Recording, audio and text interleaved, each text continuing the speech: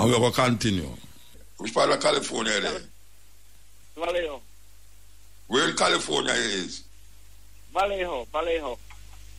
Okay. A big place there, man. Yeah, man.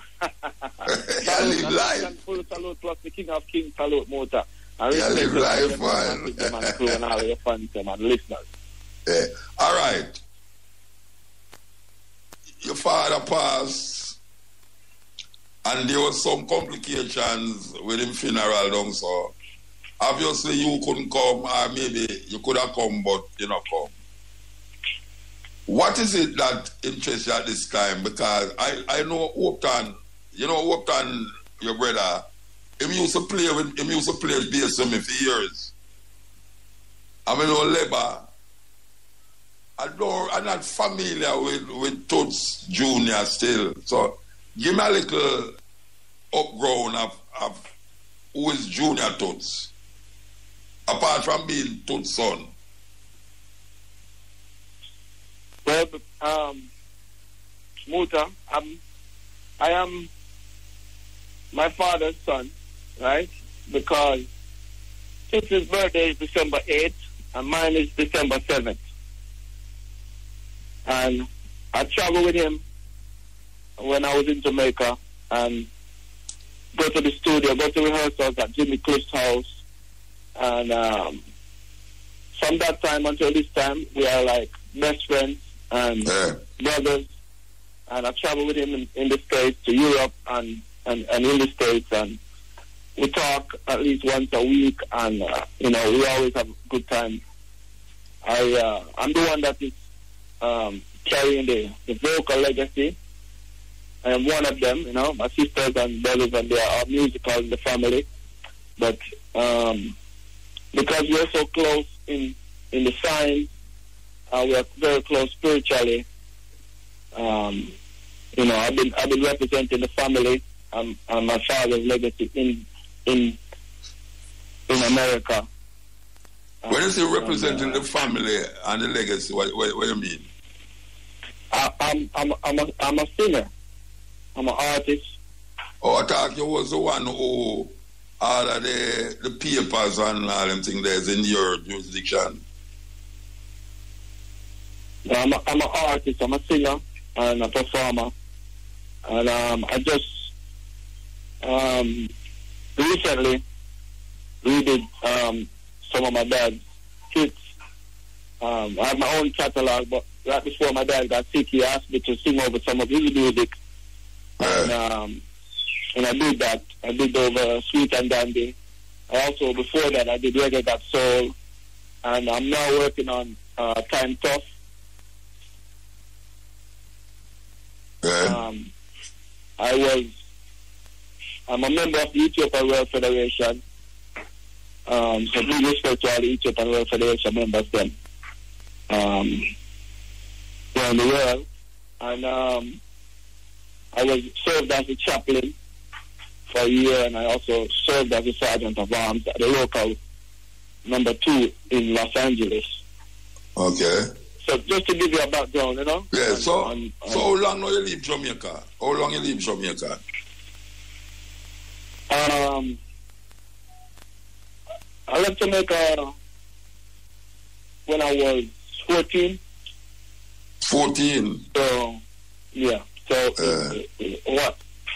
But, I meet with the family every time they come abroad, and I travel to Jamaica from time to time, so. So with Upton, because Upton is a one where I know personally, because I say, we tour all over the world together as a bass player, and I know that sometimes I'm sitting as a bass player for your father. You used to connect with him, or you still connect with Upton? Yeah, that I did. Yeah, man, we work on the music, and I am connected with him. However, since the passing of my father, I have not spoken to him. I reached out to him several times, but I think I'm not sure about how he's doing right now. Oh, I know they say you said since the passing of my father rather than our father. Why you say my father rather than our father. Because Upton is one of the sons. Right. Our father, my father, daddy, you know what I mean?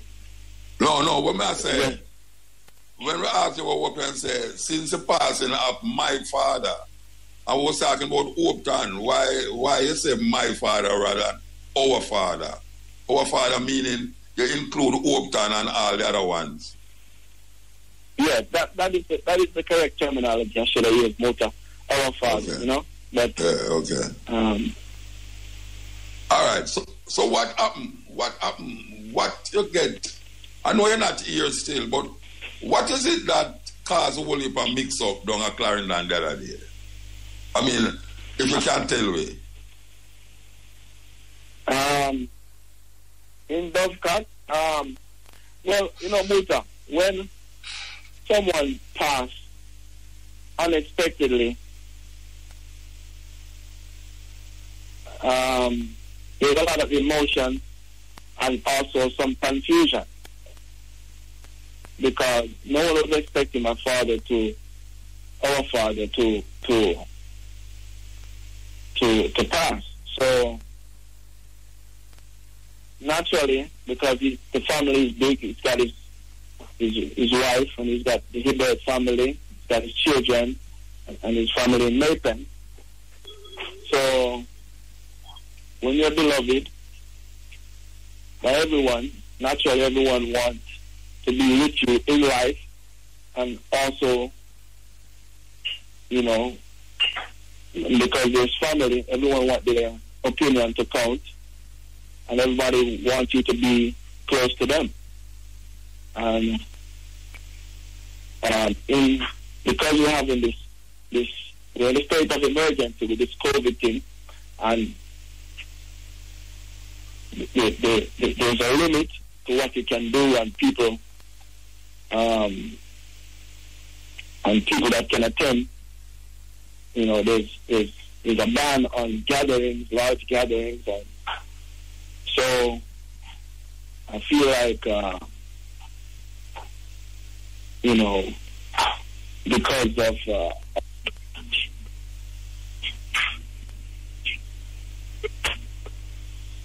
because of all these things, and my father passed away on September 11th, and we couldn't just keep him on ice forever. And in my father's absence, his wife, Miss Doreen,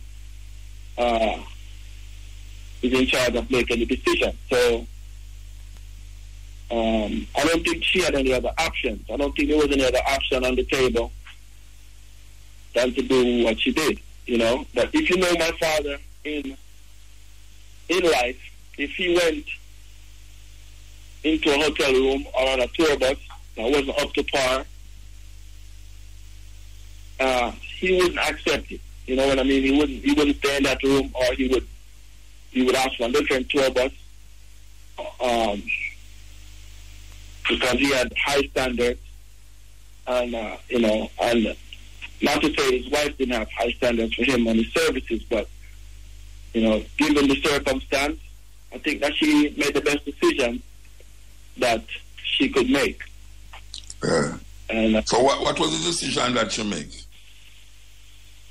Have his services at the Dovecat. Okay. Instead of his family wanted him to come to Maypen to tread light, but there was no site, there was no provision. So we would have to go and buy some land and then make the preparation and so on and so forth. So should be the next best thing, which is to all right, the government moving Babsy Grange moving and say them go and bury him in a Heroes Park. Oh, you see that?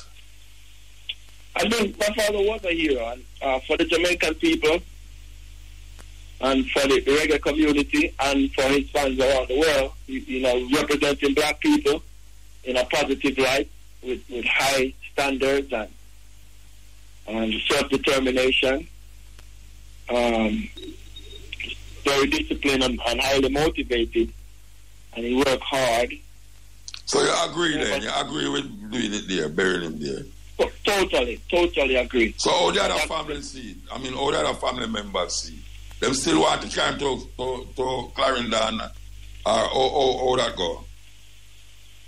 Naturally, I feel like, yes, they want to carry to Clarendon, but, you know, it would be good for my dad to be in Clarendon, because that would mean that, you know, they could create some kind of business around him down there, like how, you know, build a museum or build some businesses around people, tourists coming to see. But I think there's other ways that we can create businesses for the community down there in the Third Light. And, you know, I'm grateful that the Prime Minister, Andrew Holiness, and the Minister Olivia Bobby Grange for the arrangements that they made and stepping forward and recognizing my father's contribution to Jamaica and to the reggae community. Yeah, well, I listened to TOOTS from my little short pants, we are short pants, you know. And then we get to start know him now was really something else. How is the music scene now in California there, given the COVID thing and thing? Or yeah, work out? The live scene is starting to, I mean, it's completely shut down, but there's the live streaming. My father was preparing to do a live show, a live streaming performance when he got sick. But the scene is down, but the artists that can still go live, and they can go live on their social medias and so on and so forth. People, you know, you're still keeping the business alive as artists and musicians, but it's very, you know, there's no life in the clubs or in the bars. There's no festival. There's nothing like that going on right now. Yeah. Well, brethren, we wish you all the best. You know, I come up to California, you come to Jamaica, I get to meet you. We ever meet yet, by the way? We ever meet? Yeah, man, we meet at the Monterey Fest, the Monterey Reggae Fest. That's a long time, man. And I saw taking a show at the Astronauts too in Berkeley. Oh, a long time, lad. A long time. Yeah. I saw like you up the brethren. Yeah, man. And, so you don't come back to Jamaica? Huh? You don't come back to Jamaica? Yeah, man, I come back to Jamaica. But because my family, my sisters, Oscar, my dad, and my other brothers, they come to the States, like, you know, at least several times a year, touring and so on and so forth. And I have my family, my sons over here, I have my daughter and 5 sons over here. So, and then my grandparents over there that I grew up with, besides my dad, they passed away. So, you know, I've been focused on just doing the music and continuing my father's work. All right. Yeah, man. Well, give thanks, brethren. Give thanks. Yes, His Majesty. Give thanks for having me, my brethren. It's an honor and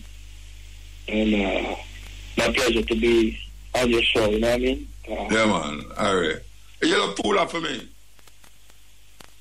Yes, His Majesty. Will do. Yeah, man, I want to send out my respect to Wolfgang Ibert and to Jenny Bailey and to Lila Thomas and to Ryan Ibert and to Marian Ibert and to Jessica Ibert and my dad's wife, Miss Doreen Ibert, and the whole family, you know what I mean, because it's a great loss to the family and to the reggae community, you know what I mean? So, how much brother and sister is it? How much I know? How much I know there? 8. 8, okay. All right. Give thanks. Yes, His Majesty. Salute and Muta. Yeah. Okay, that was Junior TOOTS. We over there in California. And as we know, well, we all know TOOTS passed away, and he's going to be buried in the Heroes Park. And we're going to continue. I tell the Jamaican people, say, when you hear yourself wear a mask and physical distance, it's not a conspiracy against the people. It's not planned, them a plan against the people, them. It's not planned against the people. It's something that is here with we, and we need to figure out a way how to lessen it. And one of the ways of lessening it is to wear a mask. That is what it is. Anybody will tell you, say, you must wear a mask, they might come off a thing where they might tell you, say, boy, right now, you're going to inhale carbon dioxide, where you're supposed to breathe out. Well, you know, you what me have to say about that now. Because people are going like say them want to go against everything. You're in a plane until you put on your seatbelt. You will and put it on. It's mandatory for wear your seatbelt. I'm going to say that every week, you know. I'm going to say it every week. It's mandatory for wear your seatbelt. Nobody don't like wear a seatbelt. But them put on the seatbelt. Helmet. A ride. It's mandatory for wear helmet, you know. And if them catch you without the helmet, when them choose to, them stop you and prosecute you. We must understand that this thing is not going to last forever. It's not going to last forever. This is something that happened in history already. It's not going to last forever. The inconvenience worth it to solve the problem, the situation. There's an inconvenience in wearing masks. There's an inconvenience about social, physical distance. But the long-term effect is that we will be back to normal life. Don't make nobody tell you, say, after this something else are going to happen and something else and something else. For scare you. So, last night we played a documentary about the Spanish flu. What happened 100 years ago. 1918 it happened 100 years ago. It finished in 1920. So it took about 2 years. And that documentary should be watched by most Jamaican people who in the Trump mindset. Because I call it Trumpist mindset, that's what I call it. Anytime you say Trump, him always a lick against the doctor them, a lick against the mask, a lick against anything which can help to prevent the spread of this virus. Because in 1918, the same protocols them where you hear them talk about, you know, masks, you know, keep your distance and all them something there. It's the same thing them did like 100 years ago. And 100 years ago, them never have plane.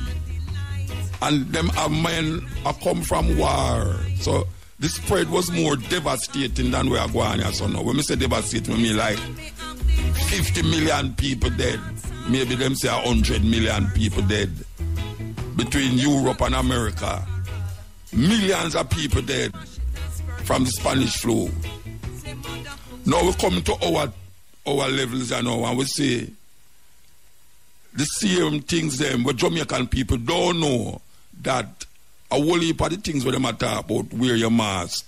People that wear masks in a them time there because of the spread. And it's true in a them time they say it help. And it's not only that, there are other viruses that they take all of the world, pandemics that take over the world, that them show you about the mask thing, them show you about the what them call physical distance and thing, and it work. It work. You understand? It now go prevent you when we say people are gonna catch it. Yeah, but you say the mask help to lessen the possibility of you getting it and then eventually dying. Anyway, we're going to come forward before the news. This is the Stepping Razor. Take down the music little. Yeah, we have to take down the music. Because it's a very important issue. And it gets a levels, you know, where it might cause an impediment in what is supposed to happen or not happen. So here we are saying now. Hey, I can tell you something. I not talk for no government, you know.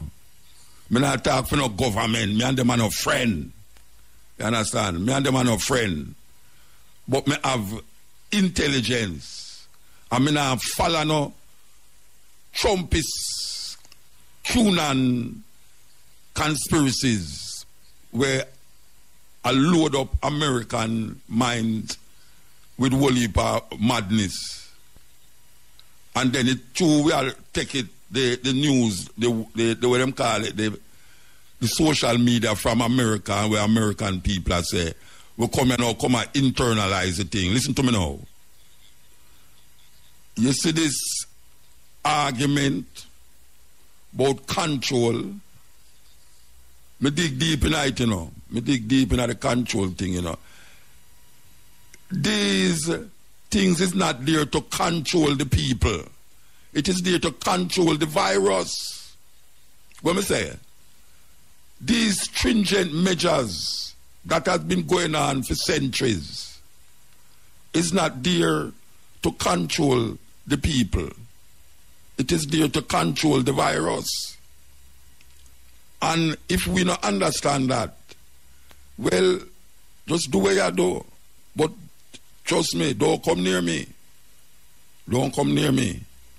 You see, we don't really understand about how people get controlled.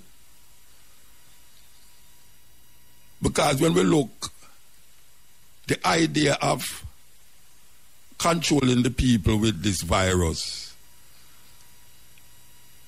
it would have to be strained like how they would have sent a disease go to Africa. And you realize about only African people are catch it.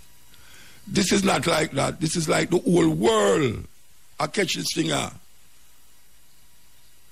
30 odd people in the biggest government in the world, the greatest government in the world, catch it in there.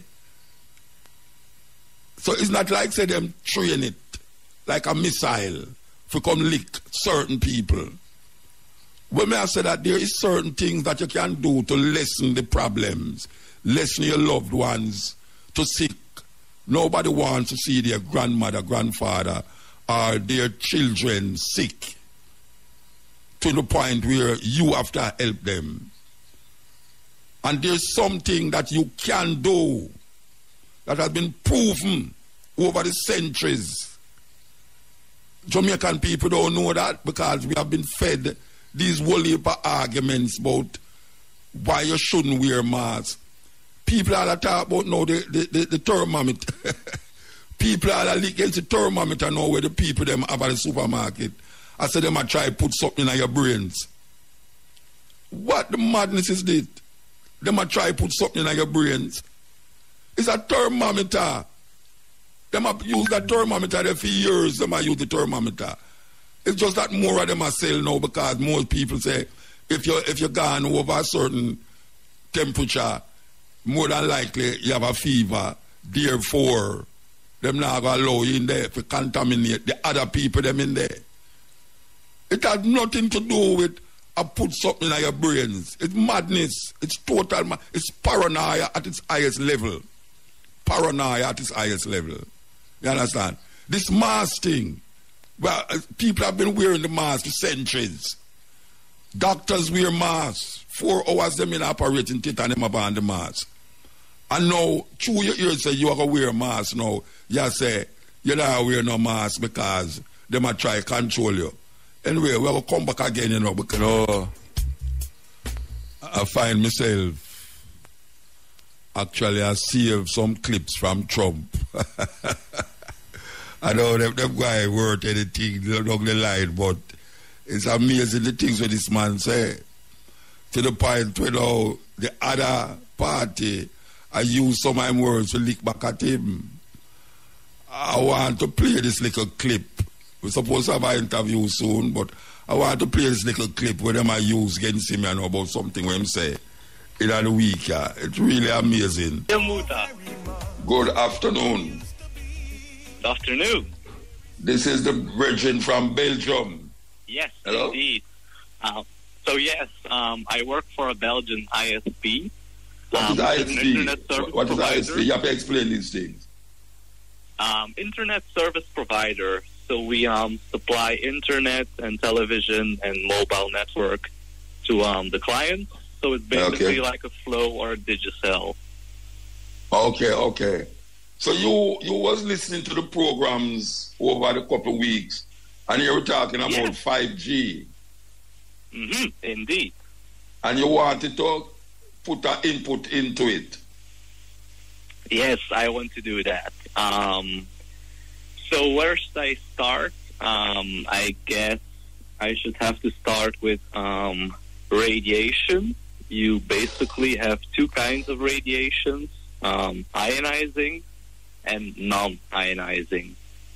Ionizing can be dangerous.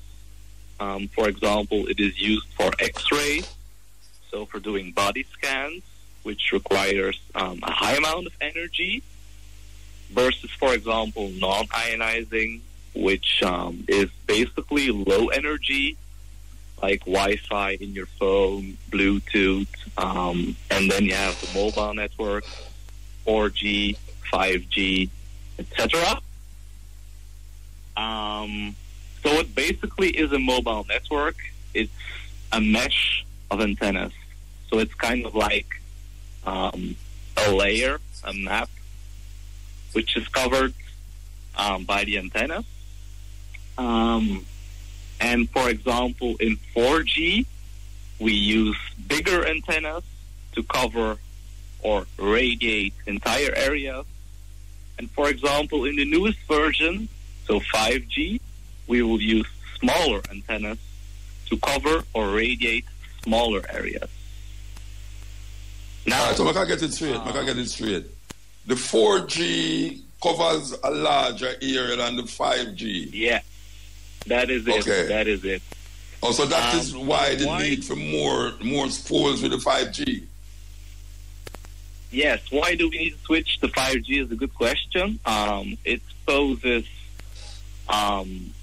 less risks. I will explain that quickly then, later on. It enables you to have higher mobile internet, and also it, for example, if you're up high in the mountains or somewhere in the city, when there are like a lot of buildings besides you, it will be able to reach you easier than when you would be using 4G, because 5G actually uses beams. So I can explain that in a situation. For example, two persons are sitting on a bench next to each other. One person is using a smartphone and is going on Facebook.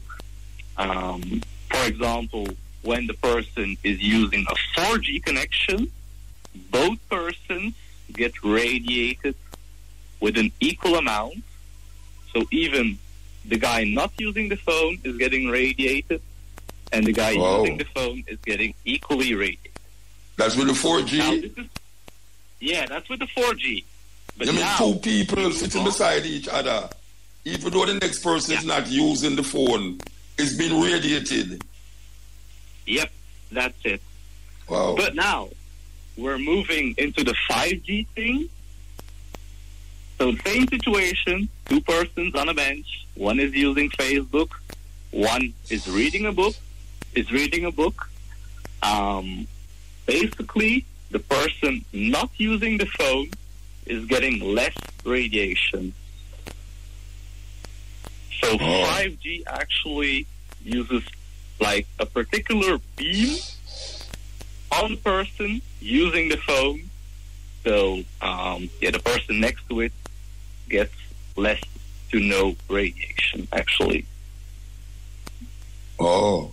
All right, so why is it that there's so much arguments against 5G? Why is there so much arguments against it? Well, I think it's mostly because people don't comprehend what is 5G about. Okay, it might use a higher sense, like a higher amount of radiation, but it is not always that. For example, when there are more people using their mobile data connections on a 5G tower, the 5G tower will radiate more than, for example, when there are only like 2 people using their mobile data near the tower. Mm-hmm. So, in a sense, it will adapt the amount of radiation that it will emit. According to the amount of people. Yeah. So more people using their phones, like using the 5G connection, yes, the tower will emit more radiation, well, than, for example, when there are only 2 people using it. All right, so what I'm doing 4G now. When more people use the 4G, what happens? When, for example, more people use the 4G, they will get equally radiated. But, for example, when there are only 2 people using 4G, the radio tower will still emit at, like, the same strength. Like, it will still radiate at that amount. Like, no matter how many people are using it. Okay. Is there a relationship between... I was asking you these questions because a lot of them come up in the whole theory of the 5G. Is there a relationship between COVID and 5G? No, I don't think so at all. That is just conspiracy theories and people, being misinformed and disinformed, to be honest. Okay. And what happened to the birds and how it affects the birds them? Because we see a picture one time with some birds falling from the sky and them says 4G caused it. I mean, so 4G is non-ionizing. It isn't really harmful, but the only thing that mobile networks or like cellular devices can cause is for the body to warm up. So certain parts of the body, for example, when you're doing a phone call, a really long phone call, you will get like this, you think you're getting hot, and it's because your brain is just warming up a little bit. But it's not proven to be like a significant amount, so it can like augment your body temperature, but it can just heat up body parts. That is with what? With the cell phone or with the 4G or the 5G? Which one? No, that's just with the 4G or the 5G. That doesn't matter. It can just with the cell mobile. Phone. Okay. Yeah, with the cell phone. Well, I don't know. I mean, it's amazing that you are listening to the program from Belgium and decide you would say something. You know, that's great. Up you, Stacy, and Romaine Green. I mean, they've been giving me the links that I need. Okay, through the YouTube. Yeah, through the YouTube, indeed. Yeah, man, give thanks. Well, I guess I really love I don't know what difference that will make to the minds of the people them who have the 5G as a conspiracy. But it sounds very interesting given that we are now using 4G and it is creating radiation, and people say no, it's going to be worse with the 5G. You are saying that it's worse when a lot of people using it. Yeah, but it's still, I mean, the 5G towers will still have to abide by the radiation norms given by the WHO. Oh, what is the radiation norm? That's the amount of radiation that, like, a cellular tower can emit. It is measured in volts, and it depends on what country you're in. All right, so where in the world is there 5G on a wide scale? On a wide scale, I would think, it's not that widely used in Europe. I mean, a lot of internet service providers are still like investing in the equipment because it's quite expensive. I guess it's mostly more in like China and such that they are like already starting to use 5G, but not in Europe. What happened to America? It's not in America? I would have to look that up. I'm not sure. Okay. Belgium, where you are from? I know that our competitors are already looking into buying equipment to set up 5G, but we have not done it, so it's not here yet. Okay, but you know that eventually it will be a normal thing, like 4G. Yeah, 5G will be the normal. Yeah, indeed, okay. That is true. That is true. Well, thank you very much for that clarification. If there is a clarification, you know. But I really appreciate your calling from Belgium. You're welcome. And I want to big up some brethren in Jamaica. I want to big up Cooper, Cash, and Quarden. So yeah, and big up Move for yourself as well. All right, give thanks. Give thanks. All right, yeah, man, we appreciate bye. that. Yeah, bye. Okay, that was a person who over the time I've been listening to the Cutting Edge, and they hear this 5G thing has become like a talking point on the program. And as a listener, he said that, and who work in that, you know, department, he would really call and say, give his, what is really 5G, what is 4G. I don't know how different it will be for the people, them, just like how we talk about the mask and how we talk, say, there are documentaries to show you that people have been wearing masks for flu and all these things for centuries. But if you hold on a conspiracy theory, and the conspiracy theory is being bombarded in your head, left and right, and you see what is happening now, that the theories them is spreading more than the truth of the situation. So this little interview here now, it kind of brings to light a certain little thing still.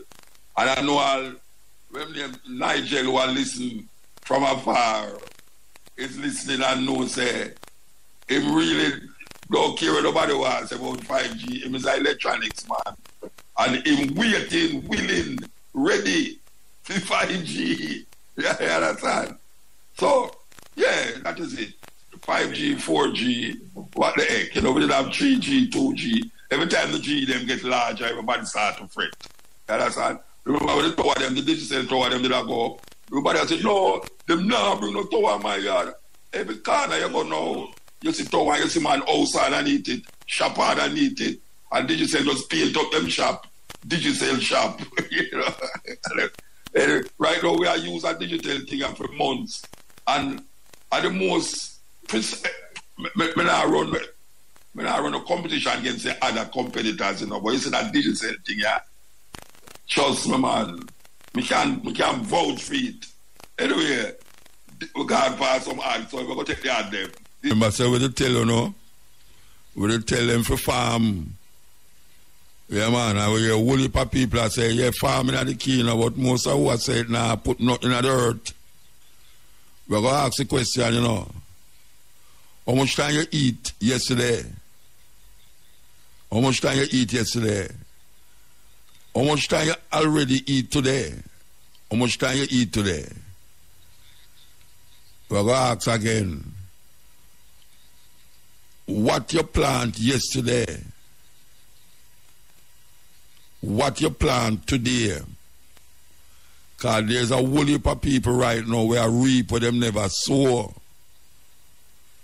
Whole heap of man make money off of ackee tree and breadfruit tree and all sorts of tree where them never plant, but other people did plant it so them could reap it. So what is it that this generation is going to plant that them grandson them can come and reap it, or grandpity them can come and reap it? We're going to get choked up with the plastic food where them are sell away, and the fast food where slowly are poison way, even though it name fast. I mean, really and truly, what is it that it takes to put something in the ground and watch it grow It's a beautiful thing, man. Beautiful thing when you can put something in the ground and watch it grow. You know. Now we say emphasis is on farming. We have people that say, boy, we have got secure food security. What kind of food security you talking about? Buy up a whole heap of box chicken and box this and put in your fridge. I go buy an extra ice box and pack up all sort of dead animal in the ice box. We need to take the thing serious, and the youth them need to take it serious. So much youth me see on corner every day, morning, noon and night. Every day them get up early. Early them get up and sit down on the wall and talk about this and talk about that. Nothing constructive. What it takes to just find a little spot and put something in the ground that you can look upon it and say, wow, after 3 months, kind of take all 6 weeks, color grow enough, 6 weeks. Enough color you can get. You understand? If you want to buy bread, you eat the color. You know, I don't understand it. I don't understand it. Why you don't want to eat every day after what somebody else plant? Because obviously you reap where somebody else sow. And you don't see the necessity for really put something in the ground. Well, you can do. Yes, because whole heap of the youth, them when me say, them live in a places where land there. All up in a certain area, certain country area, you see them sit down on wall. When you look behind them, land like wow. Them living there. Where to go take? For them take the thing serious. You can't sit down all the while and blame government, this and government, that, you know. You have to do for self. Do for self. The first thing, self-reliance is the greatest science. You know, self-reliance, now left out, you know, we want to yell up all the farmer them who wake up from 6 o'clock in the morning to make sure, say, him can juke something in the earth, you understand? And make nature take care of the rest. When you're looking at the earth, nature take care of the rest. It's a farmer, man, work hard. What you reap, you sow.